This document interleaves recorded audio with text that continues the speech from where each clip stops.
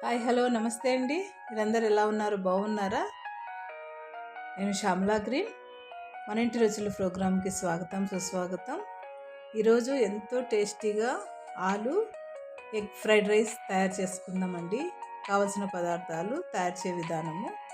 First అన్నం అయితే కొంచెం పలుకుగా చూసుకొని 90% బాయిల్ అయిన తర్వాత దీన్ని గంజి వార్చుకొని దమ్ముకేసి పెట్టుకోవాలండి. ఇదిగోండి స్టైనిష్ స్టీల్ దండి ఇది. మా హస్బెండ్ తీసుకొచ్చారు. నేనైతే వెళ్ళలేదు షాప్కి. నేను వెళ్తే నాన్ స్టిక్వి అన్నీ కొంటానని ఆయన పీజన్ కంపెనీది బాగుంది, ఇది ఏమైనా కర్రీస్ చేసుకోవచ్చు, ఫ్రైడ్ రైస్లు చేసుకోవచ్చు అని తీసుకొచ్చారు. చాలా బాగుంది. ఇది హ్యాండిల్ పట్టుకోవడానికి కూడా రబ్బర్ షీట్ ఇచ్చారు అక్కడ. చాలా ఈజీగా పట్టుకోవచ్చు. దీంట్లో ఈరోజు ఫ్రైడ్ రైస్ చేయాలని నేను అనుకుంటున్నాను. చూద్దామండి. చాలా టేస్ట్గా ఉంటుంది, సింపుల్గా చేసుకోవచ్చు. ఇద్దరి కోసం నేను తయారు చేస్తున్నాను. ఒక మీడియం సైజు బంగాళదుంప ఇలాగ తొక్కదేసి చిన్న ముక్కలు కట్ చేసుకున్నాను. మీడియం సైజు ఉల్లిపాయలు 3 చిన్న ముక్కలు కట్ చేసుకున్నాను. 2 టమాటాలు మీడియం సైజు అండి చిన్న ముక్కలు కట్ చేసుకున్నాను. చిల్లీ పౌడరు, గరం మసాలా, పసుపు, ఉప్పు, ధనియాల పౌడరు, జీలకర్ర పౌడర్. ఇప్పుడు తయారు చేసుకుందాము. బాండీలో ఆయిల్ వేసుకున్నాము. పక్క స్టవ్లో అయితే ఎగ్స్ బాయిల్ చేస్తున్నానండి. ఇదిగోండి ఇంత ఆయిల్ అయితే 25 గ్రామ్స్ అంత ఆయిల్ అయితే సరిపోతుంది.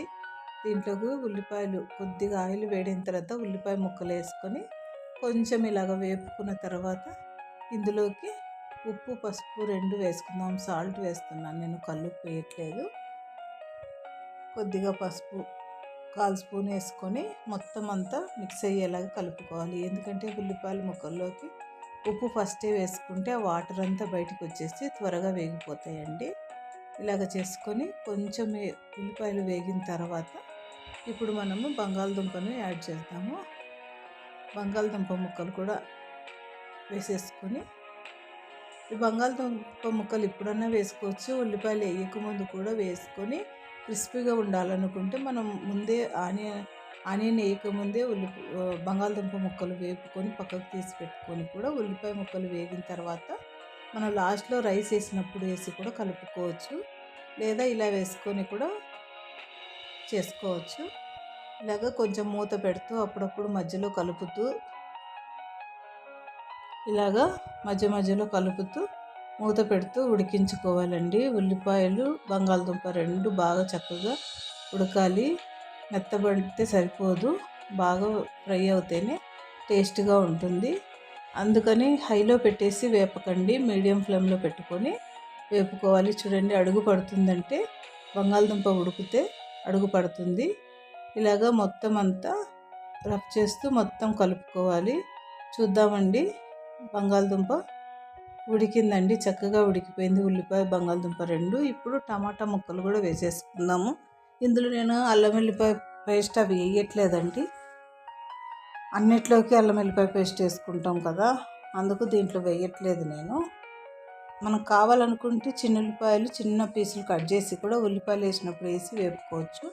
ఇలాగ టమాటా మిక్స్ చేసిన తర్వాత జీలకర్ర పౌడర్ అండి ఇది 1/4 స్పూన్ సరిపోతుంది. నేను చిన్న స్పూన్ పెట్టుకున్నాను కాబట్టి ఒక ఫుల్ వేసాను. ఇది ధనియా పౌడరు, ఇది ఒక సగం స్పూన్ సరిపోతుంది. టీ స్పూన్ కొలతలతో చెప్తున్నానండి నేను. ఇది చిల్లీ పౌడర్ అండి, కారం రెడ్ చిల్లీ పౌడరు. ఇది మనం గరం మసాలా కూడా వేస్తాం కాబట్టి సగం స్పూన్ వేస్తున్నాను, సగం టీ స్పూను. అంతా చక్కగా కలుపుకొని మూత పెట్టి టమాటా మగ్గే వరకు, ఆయిల్ సపరేట్ అయ్యే వరకు ఉడికించుకోవాలి. చక్కగా మంచి స్మెల్ కూడా వస్తుంది. చూడండి కొద్దిగా ఆయిల్ సపరేట్ అవుతుంది. అడుగు పడుతుందంటే వేగుతుంది అని అర్థం అండి. చక్కగా మీడియం ఫ్లేమ్లోనే పెట్టి నేను చేసుకుంటున్నాను.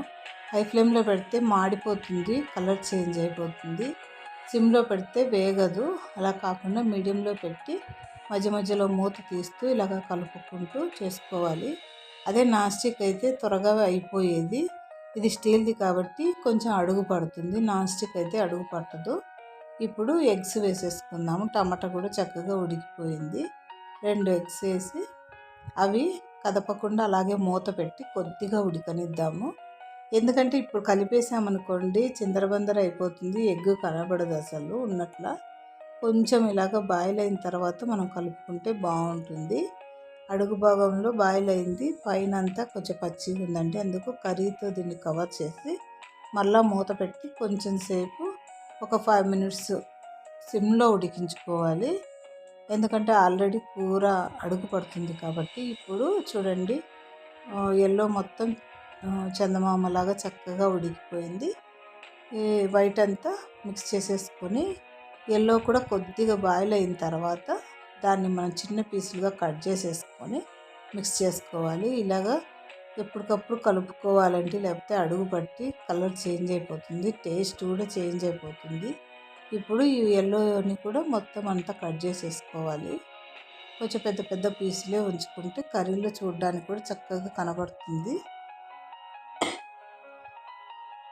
ఇలాగ చేసేసుకొని అంతా కలుపుకోవాలి బాగా. చూడండి మంచి స్మెల్ అయితే వస్తుంది. కొద్దిగా మూత పెట్టి మళ్ళా దీన్ని వేగనిద్దాం. కొంచెం ఉప్పు తక్కువైందండి. సాల్ట్ అన్నం కూడా వేస్తాం కాబట్టి సాల్ట్ కొంచెం ఎక్కువ ఉన్నా పర్వాలేదు. మరి బీపీ ఉన్న వాళ్ళైతే తక్కువ వేసుకోండి మీరు చేసుకోవాలనుకుంటే. ఇది గరం మసాలా అండి. ఇది కూడా ఒక 1/4 టీ స్పూన్ అండి వేసాను. మొత్తం అంతా కలిపేసుకొని ఇలాగ చక్కగా కలుపుకోవాలి. ఈ మసాలా కూడా ఉడికే వరకు కొంచెం మూత పెట్టి అంతలోపు అన్నం తెచ్చుకుందామండి. చక్కగా అన్నం బాగా మనం పలుకుగా ఉడికించుకున్నాం కదా, దీన్ని డేక్షాలో నుండి ఒక సైడ్ నుండి తీసేస్తే మొత్తం అంతా ముద్దలాగా వస్తుంది. అలా కాకుండా పైన ఇలాగ తిప్పుకుంటూ మెల్లగా గరిటెతో పైన అన్నాన్నంతా తీసేసుకోవాలి. ఇప్పుడు చూడండి ఆయిల్ సపరేట్ అయిపోయి చక్కగా ఉడికిపోయింది. ఇంకా తయారైపోయిందండి ఇది. ఇప్పుడు ఇందులో అన్నం వేసేసుకొని చక్కగా కలిపేసుకుందాము. అన్నం వేసిన తర్వాతే కొత్తిమీర వేసుకుందాము, ఎందుకంటే ఇప్పుడు కొత్తిమీర వేస్తే కలిసిపోతుంది, కనబడదు. చక్కగా అన్నం మనకు ఎంత కావాలో, ఇద్దరికే కాబట్టి నేను కొద్దిగా వేస్తున్నాను. ఇంకా ఈ కర్రీలోకి మనము ఇంకొక మనిషికి కూడా సరిపడలాగా అన్నం వేసుకోవచ్చు. కొంచెం లైట్గా ఉంటుంది. అలా కాకుండా మనకు కొంచెం కర్రీ ఎక్కువగా ఉంటే బాగుంటుంది ఫ్రైడ్ రైస్కి. అందుకని అన్నం కొంచెం తక్కువే వేసుకున్నాను. ఇలాగ వేసి మొత్తం అంతా కింద నుండి పై వరకు మొత్తం అంతా కలిసేలాగా కర్రీలోకి అన్నం అంతా కలిసిపోయేలాగా కలిపేసుకోవాలి. ఇలా చక్కగా కలుపుకున్న తర్వాత ఇందులోకి మనము మంచి కలర్ఫుల్గా ఉంది కదండి రైస్. ఇప్పుడు కొత్తిమీర కూడా యాడ్ చేసుకుందాము. చిన్నగా కట్ చేసిన కొత్తిమీర ఇది కూడా వేసేసుకొని చక్కగా మొత్తం అన్నం అంతా కలిసేలాగా దీన్ని కలిపేసుకుందాము. చాలా టేస్టీగా ఉంటుందండి. ఎవరైనా రిలేషన్ ఇంటికి వచ్చినప్పుడు, ఎవరన్నా మనం పిల్లలకి ఏమైనా బాక్స్ కట్టాలంటే, స్కూల్కి కానీ ఎక్కడైనా పిక్నిక్కి వెళ్తున్నప్పుడు కానీ, మనం కూడా ఎక్కడైనా డ్యూటీలకు వెళ్ళే వాళ్ళు కానీ, హస్బెండ్కి కూడా బాక్స్ కట్టాలంటే చక్కగా ఉంటుంది. కొంచెం నెయ్యి వేస్తున్నాను లాస్ట్లో. చాలా టేస్టీగా ఉంటుందండి నెయ్యి వేసుకోవడం వల్ల. కొంచెం గరం మసాలా వేసాము కదా, ఘాటుగా ఉంటుంది, అందుకని నేను నెయ్యి వేసాను. నెయ్యి అంతా మొత్తం కలిసేలాగా ఇలా కలిపేసుకోవాలి. చక్కగా కలుపుకొని దీన్ని మూత పెట్టి ఒక 5 మినిట్స్ ఆ నెయ్యి వాసన అంతా రైస్కి పట్టేలాగా దీన్ని వదిలేయాలి.